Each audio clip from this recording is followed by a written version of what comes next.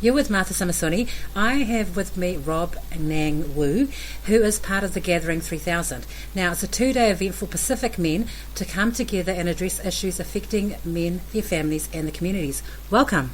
Thank you, Martha. It's a pleasure to be sharing tonight, and thank you for the opportunity to be able to be a part of this amazing event. Quite a historic one, I think. It's the first time where a bunch of Pacific Island men will come together without having to wear a patch or think that we're in a gang. How did this concept come about? For my end, I was actually part of another group called the Wellington Pacific Leadership Forum that's had been formed in the last 7 to 8 months here in Wellington, and a close friend from my church actually put my name down to have a look at this, and it was 3 men from three Pacific Island men had formed an idea to raise up an awareness around the big issues around Pacific Island men and the types of statistical issues revolving around violence against their own partners. And there was a prayer put out through the Facebook where they would like to have 3,000 men together, and 3 men called 10 men each, which ended up with 30 men, and I was part of that 30, and I was invited to call upon 10 other men.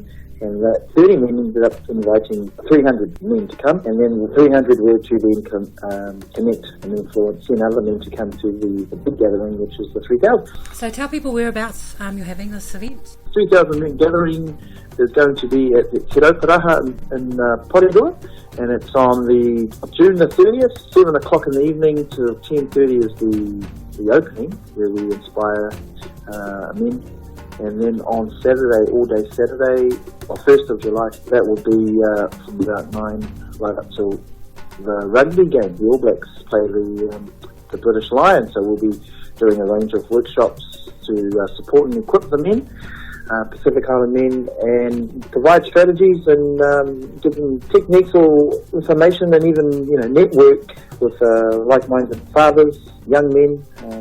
Give them more tools to deal with the things that we seem not to have, things that we deal with in terms of health, well-being, violence, what have you. The everyday pressures that we as Pacific Island men seem to face, our cultural obligations, family obligations, community, all these things, they build a whole lot of expectations that not everyone can fulfill 24/7. So why do you think the statistics are getting worse? That's a really good question. From my view, is that because there's a lot of access to the social media and technology, it appears to have more access to information, which having more access to information, it just creates a lot more opportunity to be involved in a lot more things than you would normally do if you didn't have, say, the internet. You'd just stay close to people within your circle of influence, like your family and maybe some friends. These days, probably in the last few years, I've even noticed we actually have to take the week off just because the weekends are so busy. For example, my family, my 2 kids, and my nephew who lives with us, there's so many things that we're trying to fulfill and support them in. There's almost no time to sleep, For me, I think we're becoming more and more sophisticated, yet we're becoming time poor. It just seems that getting information overload and I believe Samoan, then having the power of no is almost a sign of weakness. As you're a teacher, you may see some of the impacts of family violence in our community. What are you hoping some changes will be over this weekend? I think if I can show some of the research and some of the strategies I'm implementing in my programs, is that I'm providing the children strategies and techniques to deal with stress, pressure, being able to feel safe first internally using the techniques that I'm teaching them every day, is helping them being able to access parts of their brain that they wouldn't have if they were constantly in a state of fear. So when I'm sharing that kind of understanding within my classroom and in the schools that I work with, my prayer is that families see there's another way out of that constantly staying in a state of fear. So this is part of the workshop that you plan on running?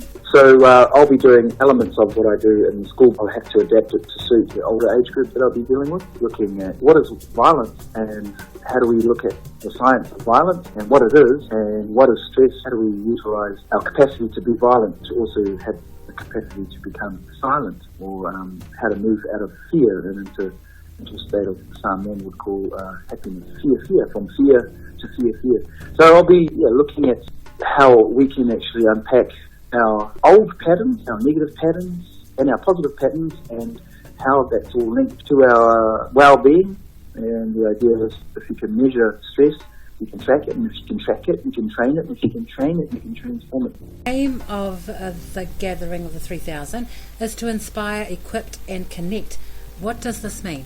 For me, in terms of inspiring, as a young man who grew up in South Auckland, at the age of 12 I moved to Australia, and I went to 6 different colleges in 5 years. I went to college in South Auckland, 4 colleges in Australia and 2 colleges here in Wellington.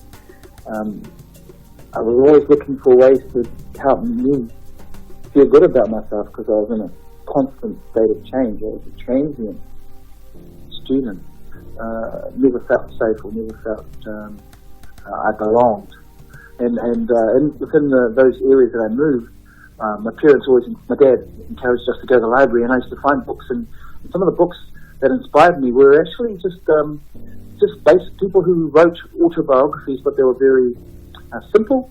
And if they said if a 12-year-old can read it, then it's worth reading. So the first book I picked up was a guy named Mr. T, and how he changed his life around. He used to be a very tough guy, became Christian, but he held the principles of doing what's best for you, doing what you can, to believe in God, and but he was very straight to the point. He didn't muck around.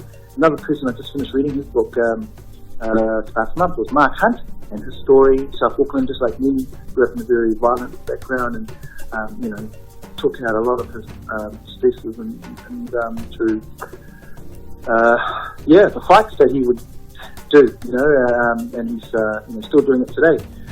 Fantastic athlete, but so the inspiration for me is that everyday people just like me can inspire me.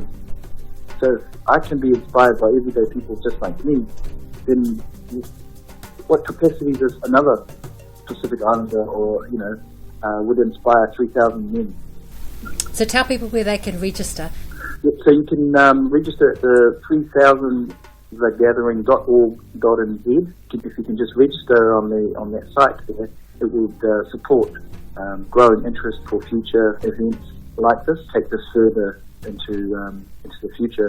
As I said before, on the 30th of June is the evening opening, and 7 in the evening at Te Paraha. 1st of July is from 9:30. The whole day we do the workshops there, so there's a series of workshops there you can choose from. And then we'll celebrate together and have watch the All Blacks versus the Lions together. Sounds great. Rob Ngang Wu, thank you very much for joining me. The gathering of the 3,000, and wishing you all the best. Thank you very much. God bless. Thanks for the opportunity.